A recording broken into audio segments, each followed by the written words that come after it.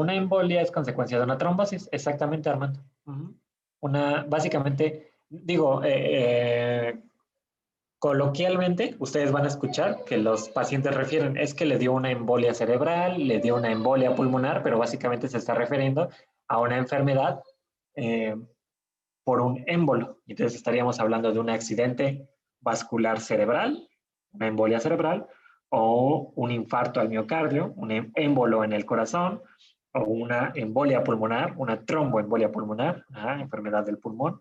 Entonces básicamente nos está hablando de del sitio afectado. Y Ángel menciona, ¿cómo se llama el procedimiento donde abren el calibre del vaso con una malla? Lo que hacen justamente, digo, lo voy a ver más adelante, bueno, más bien lo iba a mencionar nada más, es que si yo ya sé que el vaso sanguíneo está casi ocluido y a mí me interesa abrirlo rápidamente, lo que hago es meto un globo, un globito aquí, es todo desinflado, el globo lo inflo dentro de las paredes, dentro del vaso sanguíneo, mejor dicho. Entonces lo que hago es expandir el vaso sanguíneo y en ese momento el globo en las paredes tiene una malla metálica, que lo que va a hacer es adherirse a las paredes del vaso y en este momento ahora sí desinflo el globo y lo que me queda dentro del vaso es la malla metálica que va a evitar que el vaso sanguíneo se cierre demasiado. En realidad la técnica es la arteriografía, pero la malla que se coloca se le llama, es que no tengo cómo escribir aquí ahorita, la malla o el procedimiento se llama stent. Entonces el paciente le va a decir, me colocaron 2 stents. ¿Por qué? Porque significa que le pusieron 2 mallas en diferentes arterias para mantenerlas abiertas. Dependiendo del sitio donde lo pongan, es también el nombre de la arteriografía. Por ejemplo, a nivel coronario se llama coronariografía. ¿Sí? ¿Todos bien hasta aquí? Sí, profe. Sí. Sí. Listo, vamos bien. Entonces, si se dan cuenta, tal vez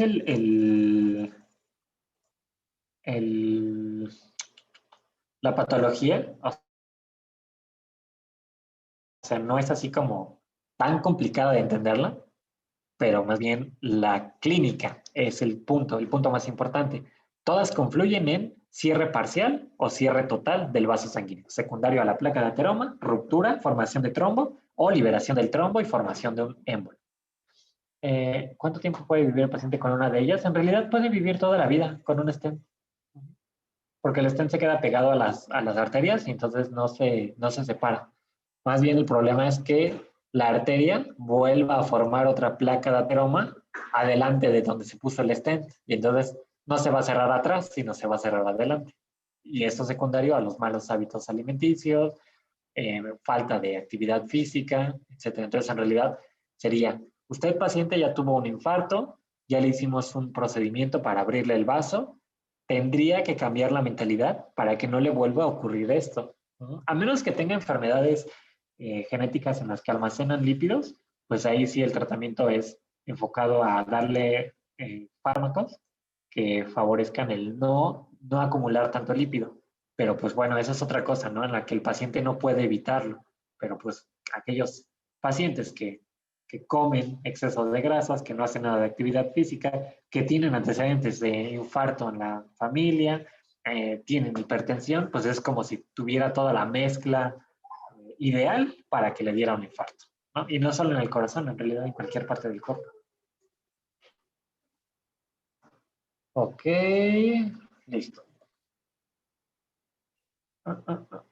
Esto es lo que les estaba explicando ahorita. Entonces, la formación de la placa de ateroma y como la ruptura de la placa me forma un trombo que me termina de ocluir el vaso.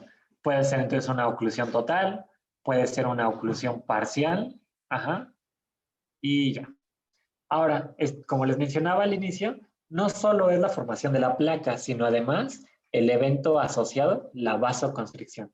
La vasoconstricción, o sea, si de por sí ya estaba cerrado el vaso, yo favorezco con vasoconstricción el cierre todavía más del vaso sanguíneo y en ese momento se termina de ocluir la luz de la arteria.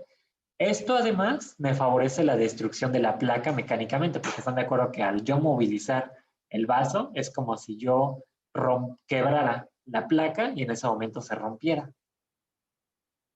Esto me va a activar también mediadores proinflamatorios, me va a activar todo el contenido plaquetario, me va a liberar agonistas adrenérgicos que van a favorecer todavía más la vasoconstricción. Entonces es un círculo vicioso, porque de por sí ya había vasoconstricción, está cerrado, se rompe, se activa la inflamación, se liberan estas moléculas, se hace todavía vasoconstricción más fuerte y entonces eso nos termina de cerrar el vaso y además nos está favoreciendo la disfunción endotelial, o sea, el daño de las células endoteliales.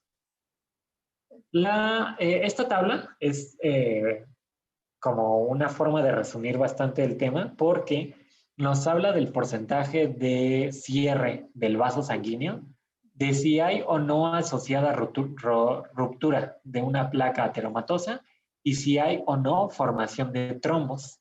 Entonces noten cómo están todas las presentaciones posibles de la cardiopatía isquémica. O sea, tenemos cardiopatía tipo angina estable, en la cual el grado de estenosis es mayor del 75%, pero noten cómo la placa, a pesar de que está formada, no está rota y por lo tanto no hay trombo. Entonces, lo único que me está favoreciendo el desarrollo de la clínica es la actividad física, porque durante la actividad física hay vasoconstricción, se cierra el vaso y en ese momento ese 25% que me quedaba libre se hace un 5% y en ese momento me empiezan las manifestaciones. Yo entro en reposo y listo, el vaso otra vez entra con 25% que el cuerpo ya se adaptó como para sobrevivir con esa demanda de sangre. Tenemos el otro, la angina inestable, en el cual el grado de estenosis es variable, puede ser mayor, pero aquí lo que lo hace clave es que la placa generalmente está rota, por lo cual se pueden formar tromboémbolos, o sea, trombos y secundariamente émbolos, que pueden o no estar ocluyendo el vaso sanguíneo además. Entonces aquí es como la suma, ¿no? Suma de la placa más ruptura de placa y formación de trombos.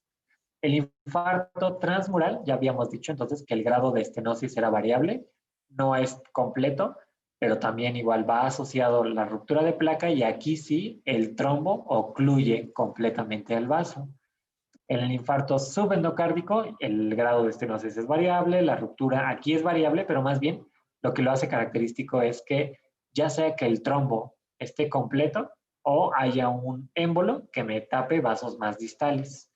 Y finalmente lo que es la muerte súbita, que sería el grado más grave de la cardiopatía isquémica o el tipo más grave de cardiopatía isquémica, en el cual la estenosis es intensa. Aquí podríamos estar hablando de atresia, la ruptura es frecuente, forman agregados plaquetarios y además ya tenemos trombos y émbolos. O sea, esto es como el tener todo al mismo tiempo.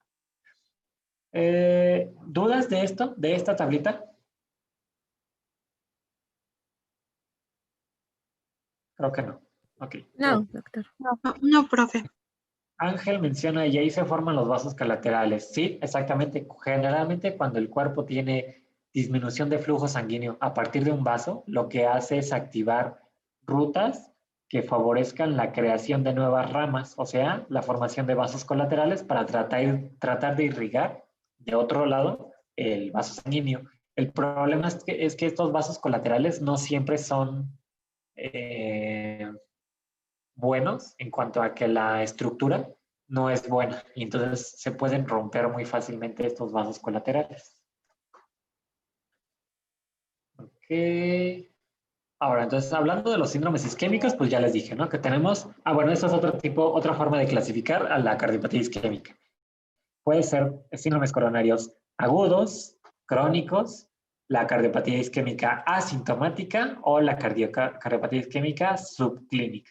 A esto nos referimos entonces cuando tenemos datos clínicos evidentes y de forma súbita, datos clínicos que ya llevan bastante tiempo presentándose, crónicos, una asintomática en el cual el paciente no demuestra nada, pero está ocurriendo daño cardíaco, o una subclínica que se esté manifestando datos no típicos que nos estén reflejando el daño al corazón.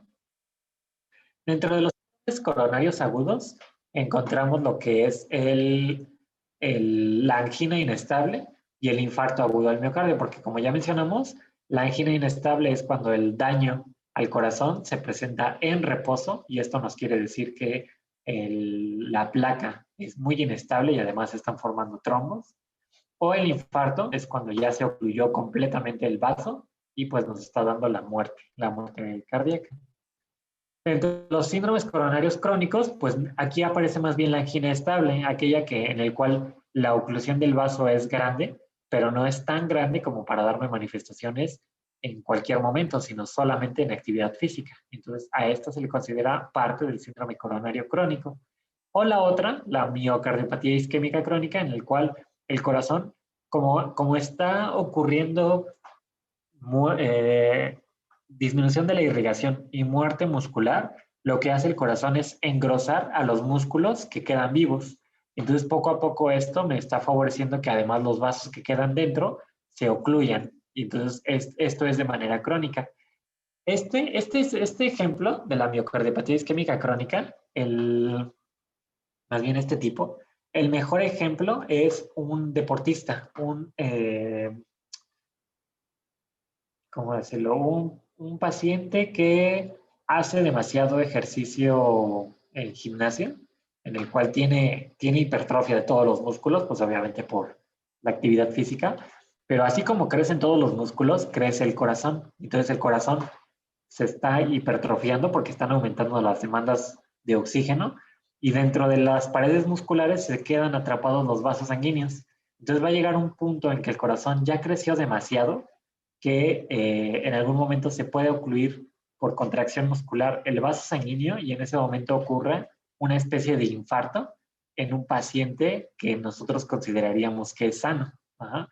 Esto no ocurre frecuentemente, generalmente está asociado a pacientes que hacen sí, exceso de actividad física, pero que además consumen algunas sustancias como esteroides, por ejemplo, y que esto me daña a las fibras cardíacas. Pero sí hay casos de pacientes que hacían mucho ejercicio, o sea, incluso puede ser un atleta de alto rendimiento, que nosotros lo vemos físicamente y se ve bien, está bien, pareciera completamente sano, pero si nosotros le hiciéramos un estudio del corazón, pudiéramos ver que tiene hipertrofia cardíaca e incluso ya tiene principios de insuficiencia cardíaca. Ajá.